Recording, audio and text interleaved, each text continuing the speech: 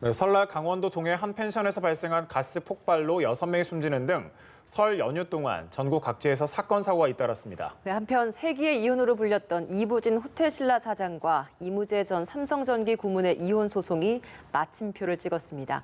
이 관련 소식들 이경열 변호사와 살펴보겠습니다. 어서 오세요. 네, 어서 오십시오. 네, 안녕하세요. 네. 자, 먼저 살펴볼 내용이 그제 발생했던 동해 펜션 가스 폭발 사고 소식인데 6명이 숨지는 등 사상자가 발생을 했는데 이 사건이 인재라는 정황이 속속 나오고 있네요. 네, 맞습니다. 그 사고 경위를 아직 조사 중에 있긴 네. 하지만 지금 주된 문제는 가스 배관의 마금 장치가 제대로 안 되어 있었다는 부분인데요. 그 가스가 누출이 되었고 어떤 발화점에서 폭발이 일어나서 사고가 발생한 걸로 보이고 있습니다. 하지만 여기에 더해서 이 사고가 발생하기 전에 소방 당국과 이제 동해시에서 조치를 취할 수 있는 기회가 있었는데 그 기회를 모두 놓치고 이렇게 사고 발생했기 때문에 인재가 아닌가라는 그런 비난이 제기되고 있습니다. 네, 그러니까 원래 있었던 가스 배관에서 이제 흘러나온 것으로 이제 사고가 발생한 것으로 인재로 이제 파악을 하고 있다는 건데 만약에 이 수사 결과 부실 시공이 사고 원인으로 밝혀질 경우에 펜션 그 주인 무허가 건물이지 않습니까? 이거와 그 작업했던 작업자의 처벌 수위는 어떻게 되는 건가요? 일단 해당 펜션의 주인과 이제 작업자들에 대해서는 업무상 실화죄 그리고 업무상 과실치사 혐의가 적용될 수가 있습니다. 또한 소방시설 관리자가 있었다고 한다면 화재 예방 소방시설 유지에 관한 법률 위반 혐의가 적용될 수도 있겠죠. 해당 범죄 사실이 만약 유죄로 판단이 된다면 그 해당 범죄 사실의 금고형을 대부분 규정을 하고 있습니다. 업무상 과실치사의 경우에는 5년 이하의 금고형 그리고 업무상 실화죄의 경우는 3년 이하의 금고형이 이제 규정되어 있기 때문에 만약 유죄로 판단된다면 금고형이 나올 확률이 매우 높다고 할 것입니다. 예. 더욱이 좀 안타까운 것이 이번에 이 사고가 난 이 건물이 무등록 숙박업소라고 합니다. 그러니까요. 때문에 이 동해시가 사실 관리 감독을 하는 주체 아니겠습니까? 여기에 대한 비난도 계속 나오고 있더라고요. 네, 맞습니다. 이제 사고가 난 펜션은 1968년도에 냉동 공장으로 준공을 하고 99년도에 건물 2층 일부를 다가구 주택으로 이제 용도 변경을 했습니다. 네. 그리고 2011년부터 이제 펜션 영업을 시작했는데요. 펜션 영업을 시작했다면 등록을 해야 되는데 이 사고 현장 같은 경우는 다가구 주택으로만 돼 있고 다가구 주택. 다가구 주택이 돼 있고 이제 펜션 영업 신고가 돼 있지는 않았습니다. 아. 그러니까 불법 숙박업소라고 볼 수가 있겠죠. 예. 소방 당국이 지난해 11월에 화재 안전 특별 조사를 실시를 했고 불법 사용된다는 걸 확인을 하고 이제 점검을 시도를 했습니다. 근데 건축주가 거부를 하면서 점검이 이루어지지 않았고요. 만약 점검이 이루어졌다면은 아마 조사가 되었겠죠. 예. 그리고 소방 당국은 이렇게 조사가 되지 않은 부분에 대해서 동해시에다가 12월에 위반 사항을 통보를 했습니다. 그런데 이제 동해시에서는 여기에 대해서 행정 조치를 이제 신속하게 취하지 않았고 그러면서 이 사고가 발생했기 때문에 안타까움을 더하고 있습니다. 네, 이게 그 1년 전이죠. 2018년 12월에도 강릉 펜션 사건이 있었는데 그런데 또다시 이런 무허가 업소에서 참사가 되풀이 된 거잖아요. 좀 현실적인 대책이 필요하지 않을까요? 네, 맞습니다. 그러니까 무허가 숙박업소의 경우에는 이제 각종 그 점검들을 벗어나게 되고 만약에 걸리더라도 이제 적발시에 물리되는 이제 과태료 벌금이 세금 부담하는 것보다는 더 적다고 판단하기 때문에 버젓이 이제 불법 영업을 하는 예. 경우들이 많습니다.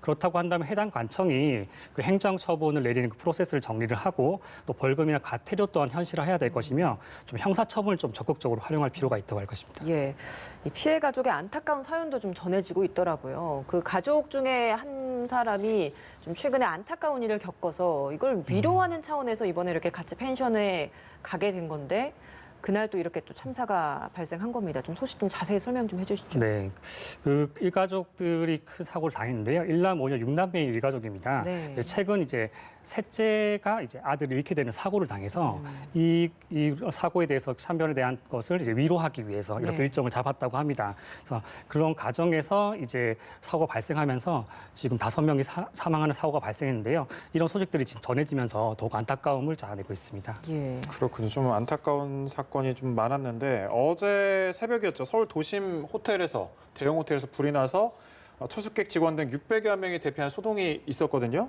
내일 합동 감식이 실시가 되는데 화재 원인 그리고 화재 경보기가 제대로 작동했는지 여부 알 수 있을까요? 네, 일단 지금 사고가 나고 나서 이제 입장이 나뉘는 것 같습니다. 지금 투숙객들은 이 당시에 경보기나 스프링클러가 제대로 작동하지 않았다라고 주장을 네. 하고 있는데 네. 지금 소방 당국이나 호텔 측은 정상적으로 작동했다고 지금 주장을 하고 있거든요. 여기에서 아무래도 내일 예정된 이제 합동 감식이 실시된다면 조금 더 구체적인 이제 화재 발생 경위가 밝혀질 것으로 생각합니다. 예, 설 연휴 기간 동안 참 화재 사고가 좀 많이 있었습니다.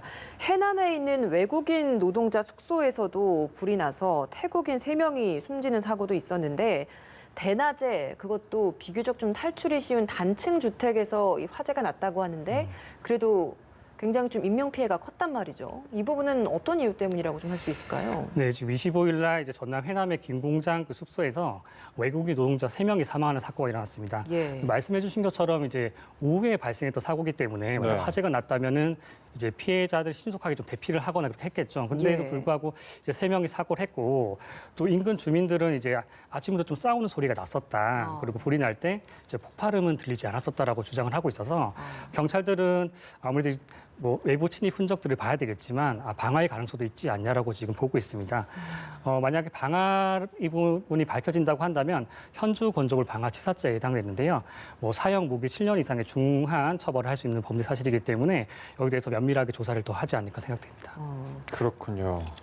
네, 화제를 좀 바꿔볼게요. 이부진 호텔신라 사장과 이무재 전 삼성전기 고문의 이혼 5년 3개월에 걸친 소송 끝에 법정으로 확정이 됐는데 대법원이 이 사장이 임 전 고문을 상대로 낸 이혼 소송 상고심 심리 불속행 기각 결정을 했습니다. 심리 불속행 기각이 뭔가요? 네.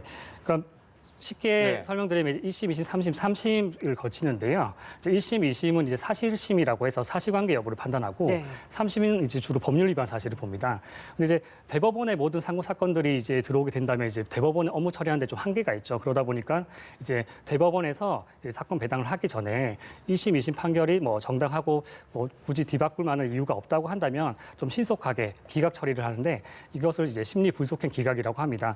뭐 심리 불속행 기각 같은 경우는 이제 흔하게 좀 상고심에서 나오는데요. 네. 한 60%, 70%를 심리 불속행 기각 내리는 부분을 본다면 이번 결정이 뭐 특별하다고 볼 수는 없을 것 같습니다. 그럼 대법원이 이번에 어떻게 판단을 그럼 최종적으로 내린 겁니까? 그러니까 2심 판단의 뭐 재산 분할이나 이혼 성립 양권 친권 부분이 타당하다라는 결론 내린 것이죠. 예, 그럼 2심의 판결이 뭐였는지도 좀 짚어주실 필요가 있을 것 같습니다.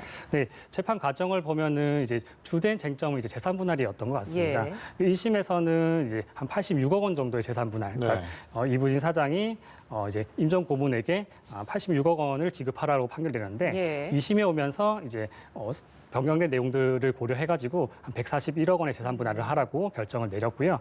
그리고 1심과 다르게 2심에서 양육권 친권의 경우도 이부진 사장에게 하면서 면접 교섭을 한 달에 2번 정도 실시하라고 결정을 내린 것입니다. 예, 때문에 사실 뭐 임 전 고문 같은 경우에는 1조 원이 넘는 그 위자료를 청구를 했던 상황이었기 때문에 이번에는 사실상 좀 패소한 것이 아니냐 뭐 이런 이야기도 많이 나오더라고요. 사실은 좀 패소한 것이라고 보는 것이 맞겠습니다. 네. 왜냐하면 이제 처음에 임 전 고문은 이혼 자체를 하지 않고 가정을 지키겠다라고 얘기를 하면서 이혼 자체도 거부하는 식의 그 태도를 보였었거든요. 네. 그리고 이제 양육권에 대해서도 본인이 공동 친권을 가져가겠다는 주장을 했습니다. 그리고 재산 분할의 경우도 본인이 한 1조 원이 넘는 금액을 재산 분할 받아야 된다고 주장을 했던 것이죠. 네. 근데 이혼도 성립한다고 판단이 내려졌고 그다음에 양육권 친권도 공동 친권이 아닌 이부진 사장에게 가는 것 그리고 예. 재산 분할의 경우도 청구 금액이랑 고려했을 때는 상당한 큰 차이죠.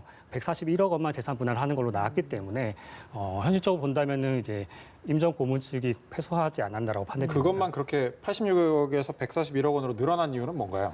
이것이 이제 그 재산 분할을 할 때 네. 재산 분할을 삼는 기준 시점을 봐야 되는데요.